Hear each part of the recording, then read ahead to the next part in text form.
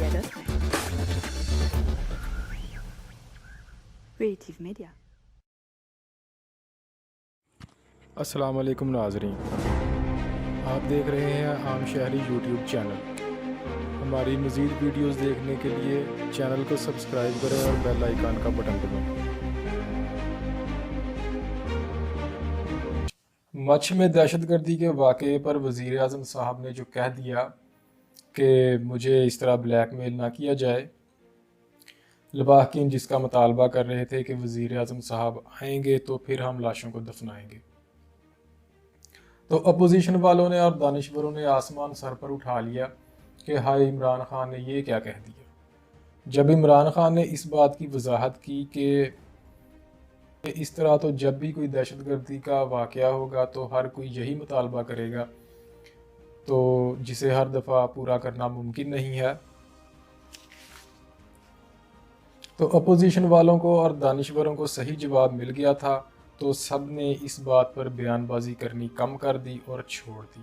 ویسے بھی ایک ہی بات پر کتنے دن بیان بازی کی جا سکتی ہے، اور پھر وزیر اعظم صاحب کے جواب کا جواب ہی نہیں تھا، یوں کہہ لیں کہ جواب لاجواب تھا۔ اور پھر ہر واقعہ سانحہ تو نہیں ہوتا، 10-15 لوگوں کے قتل پر تو کوئی قومی فیصلہ بھی نہیں کیا جا سکتا، جانیں معصوم ہوں، تعداد زیادہ ہو، مقتولین میں خواتین شامل ہوں، تو پھر کسی قومی فیصلے کا امکان ہوتا ہے۔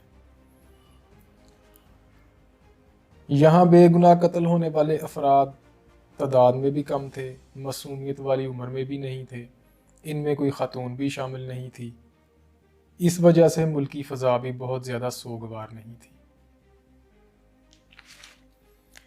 جس کی ایک وجہ شاید یہ ہو کہ ہزارہ کمیونٹی کے ساتھ اس طرح کے واقعات کا ہو جانا اتنی حیرانگی کی بات نہیں ہے۔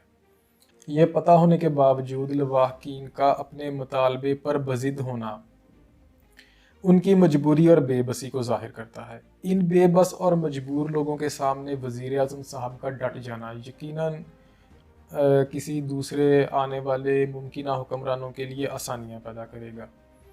اسی آس کی وجہ سے تو اپوزیشن والے بالآخر خاموش ہو گئے تھے۔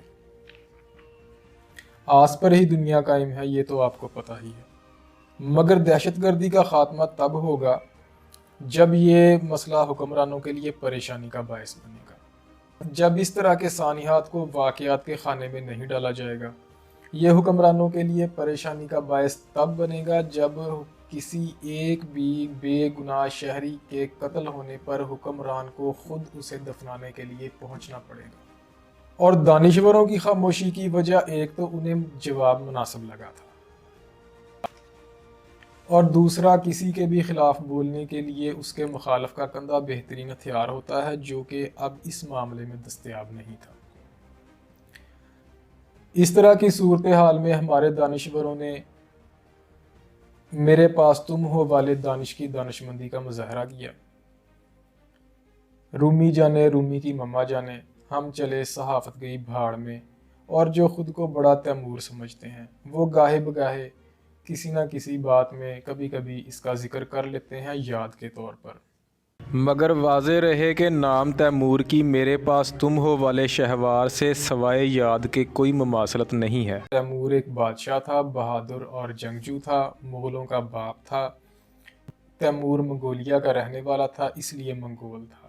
لفظ منگول سے ہی لفظ مغل بنا ہے، البتہ چنگیز خان کے قبیلے سے نہیں تھا، کسی اور قبیلے سے تھا۔